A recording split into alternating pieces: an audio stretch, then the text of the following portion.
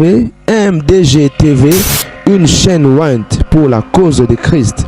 Mafuta Yasika, Mafuta Yasika, Mafuta Yasika.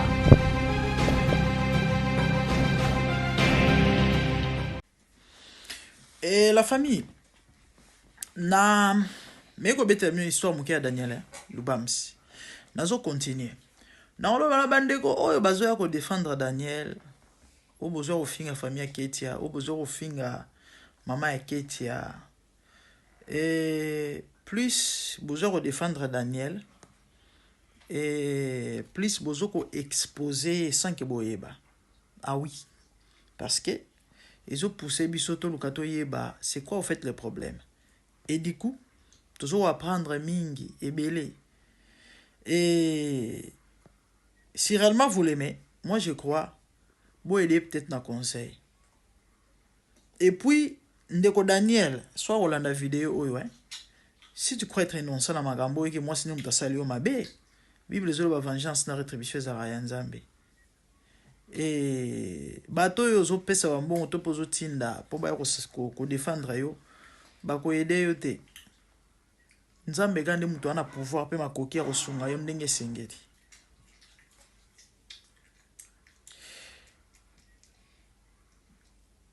Les frères, koyoka enfance nae est un homme spirituel, je peux tout comprendre. Une destinée sacrifiée. Un enfant sacrifié. Koyoka liwa ya baboti ya Daniel. Je peux tout comprendre. Si connais azana, koko la neba église, ezaka peut-être nzambe no muto permetaki. Ponde ko azwa lobiko. Malheureusement ba passer a bandoki. O na place ba ko bikisa ba âme, ba ko boma ba âme. Basi ba monaki étoile. Lelo oyo. Réclamation et réclamé de quoi se retrouver sous son akatia pétrin. Mouto a peut-être qu'on soigne passé naïe, qu'on guérir rien à ba blessure, qu'on délivrer, qu'on peut servir à Siganzambe. Mais malheureusement, ici que Daniel Ozo se retrouve actuellement, Nzamba va défendre l'état au côté là été, à moins qu'à se repentir. Pas bimanamabe.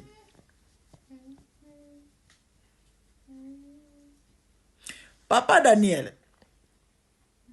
Alimbisa ngai sona olo bango eza témoignage oyo et obikisa pe bato mosusu chercher la délivrance chers chrétiens parce que ba pona baboti te ba pona famille obimela te nzambe ne mutu a permetaka mais toujours est-il que ba famille na biso il y a des réalités.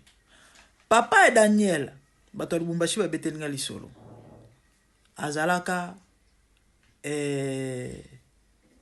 Kuluna, si on peut dire. C'était Azalaki Babinga Wambanan, criminel à main armée. Abanda ko sala bio, mabando yiba amituka. Bakar, eza cop. Oh, batu bele pe basalaka. Pona yamoneke, yangwana nde mutu, e kusunga na famille na. Nyo yiba mituka na Zambi. Oya teka. E ko salake, kande asala babio manaye wana. Et arrivaka agena oyiba mutuka moko kuta bébé na kati certainement ni ezalaka peut-être bakolo voiture ba parkaki mutuka et batiki mwana kati pota mususu basala je sais pas quoi na ebité rapidement ou encore mais na bisolo ba betelinga mwana zena kati car le monsieur bimisi bébé a visa mwana siko boye bisanga bible zolo banyoso to sala na mokile futa mara awa. Et tant yo boaki mwana ya mutu pokendo yiba et que yo boti mwana to bana qu'est-ce qui bana na ba komani qu'est-ce qui deviendra to mwana yo bota komani allez-y comprendre so no beta di soleza pona la kisabatu origine ya ndeko c'est pas que nous biso ba misuso ne ba parents baza bientôt non pas du tout na hôtel saka ba chrétien boluka délivrance parce que passer rattrapaka ninga lo bara l'autre fois awa ba famille to uti il y a des réalités oyo to kuti et tozo lité nango mikolo nyonso pourquoi parce que ezana makila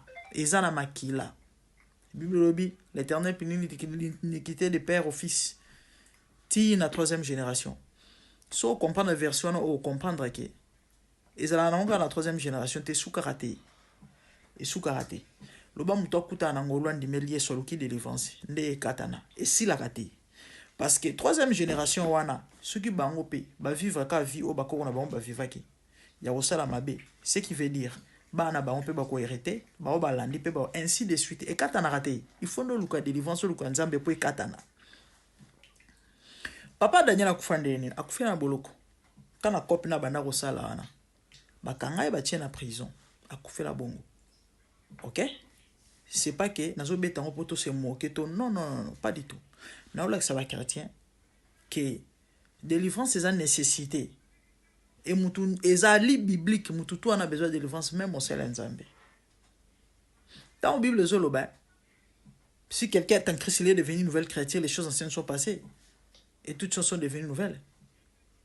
Et ça par rapport à l'état esprit à mutu parce que mutu nyonso aza na bomoyi so aza na yesu te manke kozala na bomoyi aza moyi tant mutu andimela yesu l'esprit qui était mort est comme vivifié et comme yasika ozui vie donc du coup so il est là kufi au monde nzambe. C'est ça. Et il y a une différence entre être sauvé et être délivré et c'est l'or moroté. Ya on bomoni lelo ba pasteur rebelle ndé na auteur lo banabino ba osa ba dégâts na ba église azana appel azana grâce mais malheureusement ba lien ya famille zo réclamer yé yango moni lelo a divorcé le bikuna a divorcé na ebisa hibino frère oya chantre wa koma pasteur na ba âge ba 8-10 ans bakanga ndoki na cité Bethel botuna ba ancien cité Bethel to batu ba bandi cité Bethel o ba umeli wana ba sali plus de 35 ans ba webisa no maman zolo ezama rambo solo. Et comportement yandeko, effectivement, c'est la sorcellerie. Comment expliquer yo mwana nzambe obimaka na basi ya bato mabala po bomila ba mabala plus grave na bato bayambi lo rola ndeko abersion na ndako noke la mwasi na ye aya kutio libale kufi. C'est la sorcellerie. Et sur le guide de délivrance c'était européen sanine on donne que ce qu'on a oza passer OK d'accord ton dimi nzamba benga yo mais lolenge o ya yo wana est-ce que ça ya mwana nzambe.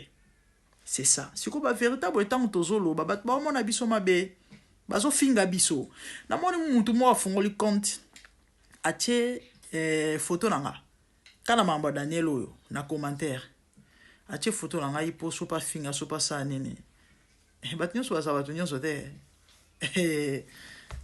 na suki ga wana na banda ko lo babandeko chercher la délivrance lelo oyo réclamation réclamer ndeko akoli na pasi nzamba sali ngolu akomo yemba mokile komo yeba ye batu baye baye bisete omoni po o chamwe okende wa mama ngwe simbo vandi sa masolo neti ba misusu kota kopo yo malheureusement ndeko la réfléchir des fois kota la passer na kota la place à outil nzambo asali ke lelo komo yemba mokile yeba yo ata soki na no zuite oko réaliser te ke nzambo ana za capable ya kosala yo grâce pe lobi ozwa yango moni délivrance c'est important na vie ya moto et connaissance pe ya nzambe c'est important parce que mingi lelo ba servir nzambe le faire me ba yebiete le faire ozanga ko yeba nzambe minde muto zo boma bato belé mon peuple faut des connaissances. La Bible dit que Dieu préfère dans l'homme c'est la connaissance de Dieu. Pourquoi? Connaissance eza ko positionner mutu. Connaissance eza pouvoir. Dans la Bible zoloba mon peuple il faut ta connaissance. Ce qui veut dire connaissance eza même ma lumière na vie ya mutu. Bande rona ngai. Tant on a eu qui témoigne de quoi salinga pas c'est salinga mao. Ba master ya Daniel ba témoigner. Daniel akenda komela shisha. Na boîte de nuit à la côté hôtel babenga hôtel on ni Carave ya Lubumbashi wana ekolwezi eza hôtel ni Carave eza na boîte mo eza la wana Daniel agenda komela shisha kuna donc bako yemba kana bako kwesa ka bato za ba fait ya shisha milinga ya shisha bako fula na ba micro bako bamba na bato ba sentiment bato loyenge. Quel est ce Dieu qui peut investir dans la suivre tala bo sakana na bato nyonso te hein. Et ngama be na nka pona do bara vérité. C'est ça les Congolais. So blobi verto comme mabe oko yoko détruire batute ne o détruire motute.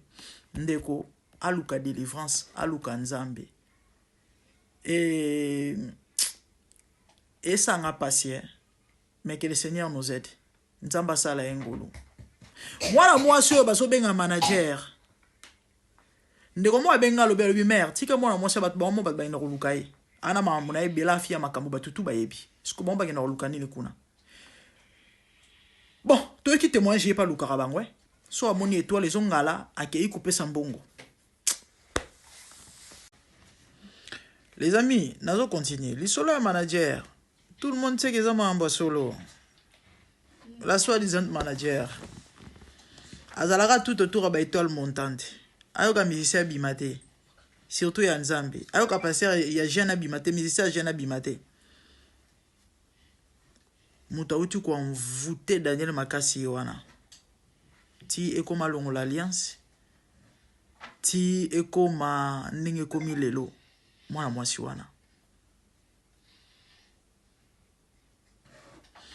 Na bana woloba. Ba passer ba lukelo ya Nzambe. Ebele bo mona ba ucha bat bamba boko na sont des sorciers ba pumba na butu. Epe kisi na ngo appel te, epe kisi pe elongo li pe gracité, elongo li appel te. Parce que Nzamba ebisi Jérémie.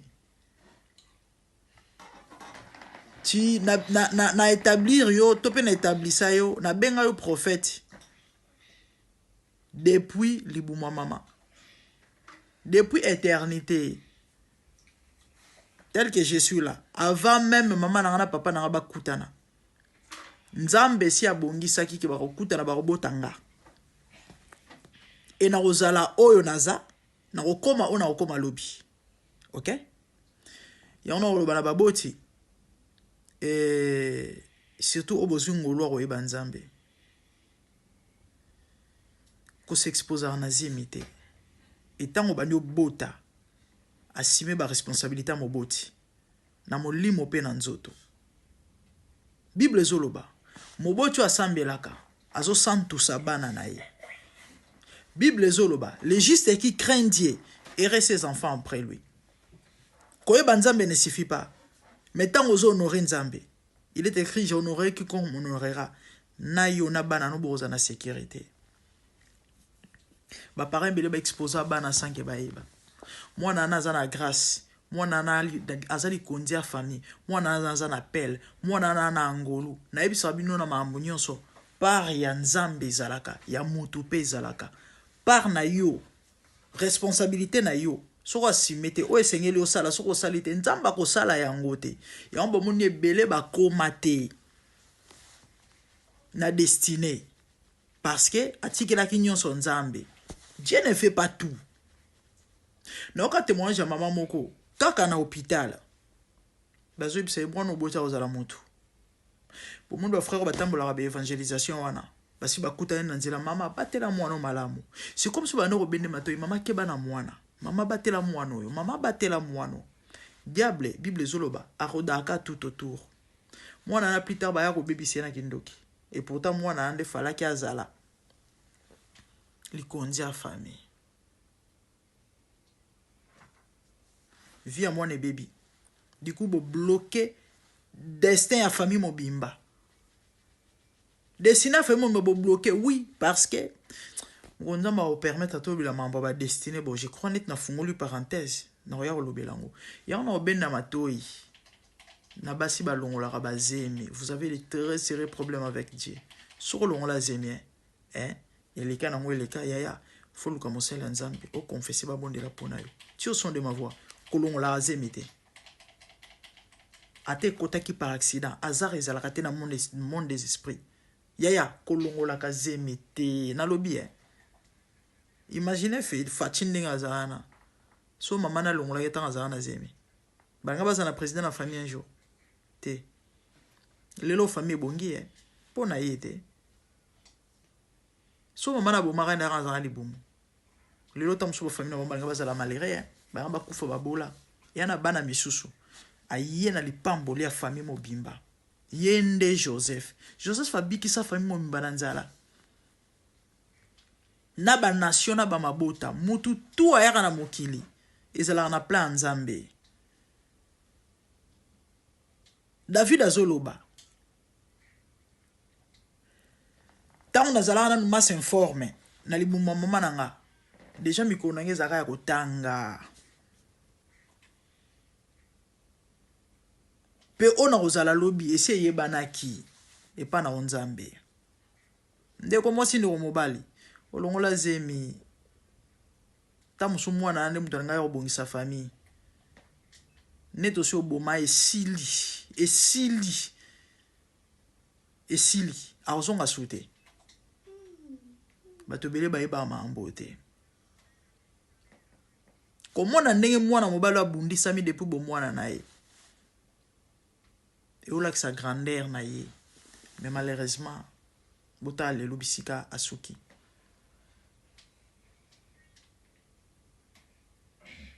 Bino bo défendre Daniel, priez pour lui. Intercédez pour lui. Nzamba capable de racheter. Et après ces amawa. Na ope so conseil zo landa ngatala obi so osion dimeli yesu. So ebi non nzambe te. Ozotambola na bandenge na yo, osimbi kisi na yo, tope osali soki nini moko mususu oyo kambela oki mungo nzambe ou se repentir, l'ouïe de délivrance, ils allaient facile, ils allaient possible, ils allaient tala, solution de mêler son avis comme Seigneur et Sauveur. Au bon limotema, yaya, ata pas si on n'engage ni ko simba kisite, Bible zoloba, mutu oyo, autina molili, azungolo ozala éclairer, soka renoncer à zongi suna ténèbres, lobi ko eza sauté. Ebelete babikaka. Ebelete. So renoncer na foi. Kopengwa eza elo mususu.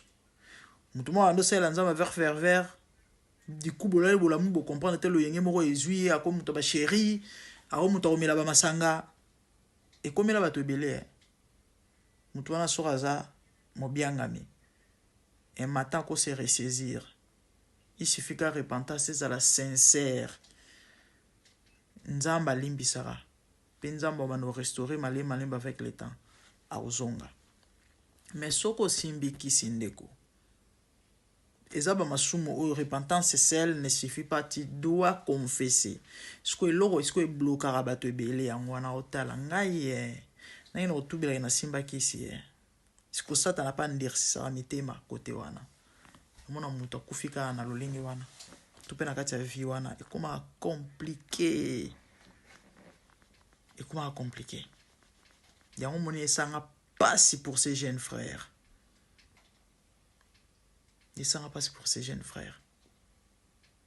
na vérité na lobaka na nga na bombaka na nga te na koloba les frères initiés il n'est plus dans les vrais.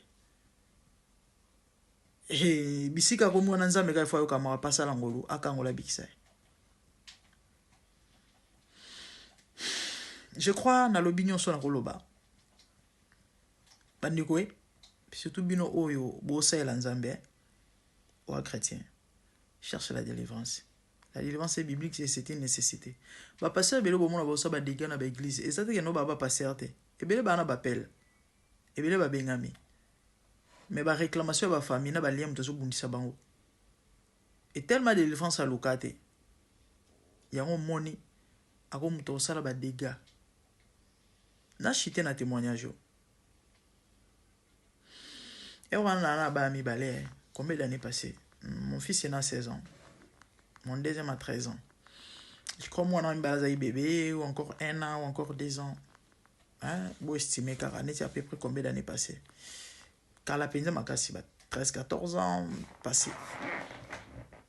J'étais marié, mais bizarrement, c'est comme si je ne sentais plus mon mariage, ou encore je ne sentais plus mon homme. Et du coup, on dirait pour ça au Bimalibanda. Dieu merci. Nazali éclairé. Et il y a une bonne conscience que c'est normalité. J'ai prié, j'ai demandé à Dieu. Parce qu'il y a une fois, 2 fois. Seigneur, pourquoi? C'est comme ça que le Seigneur commence à me montrer, me parler de ma famille. D'où je viens. Ma descendance. Bakoko. Nganzamba betela même les solo ya après indépendance. Ni le cas. Après indépendance. Tala mambo le cas. Tala mambo famille ça. Et on me dira que c'est une réalité qui est dans ta famille. Et du coup, il faut tomber victime. Et adultère, pona. Dieu merci, j'étais éclairé. Faina kota mabondeli pour 4 pona ko 4 lokwana. Combien va ça la baïre wana? Je vis le Seigneur assis sur un trône très élevé, et les pans de sa robe remplissent les temples. Les séraphins s'étaient au-dessus de lui et criaient l'un à l'autre, disaient Saint, Saint, Saint est l'Éternel des armées. Toute la terre est pleine de sa gloire. Dans les cieux des cieux, là où vivent les rois, il y a des créatures qui l'adorent et les louent. Dans les lieux célestes, là où règne mon roi, il y a des anges qui chantent jour et nuit en sa gloire. Les 24 vieillards et les 4 êtres vivants, ensemble avec les anges, chantent ensemble en air. Ils ont réussi l'homme d'adorer les rois, car il est l'unique, le seul vrai Dieu. Seigneur, reçois favorablement les paroles de ma bouche, car les portes furent ébranlées dans leur fondement par la voix qui retentissait, et la maison s'était remplie de fumée. Glorifie-toi. Dans les cieux, sur la terre, même sous la terre, tout est l'âme confesse que Jésus est Seigneur, car il est élevé au-dessus de toutes choses, et son nom est au-dessus de tout nom. Jésus, je m'avance devant toi, oh mon Dieu, mon roi, unissant ma voix avec ceux des anges, en jetant un courant et des coups pleins de parfums odoriférants, nous rendons gloire.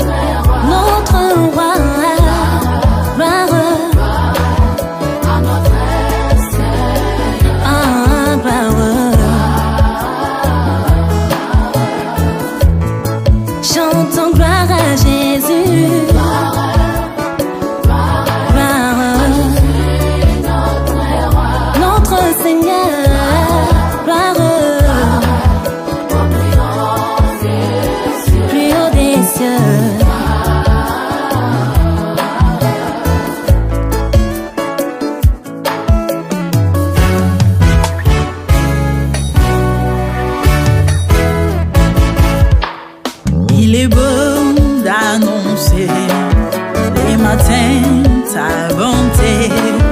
Voici mon sacrifice, la louange de ma bouche, les fruits de mes lèvres qui confessent ton nom en poussant des cris, car tes œuvres sont grandes. Bienvenue jour dans ta face, que 1000 ailleurs, car tu es mon soleil, mon bouclier, ma tour forte. Tu me donnes la force du bif, tu m'arroses d'une huile fraîche. On est se plaît à contempler mes ennemis grâce à toi.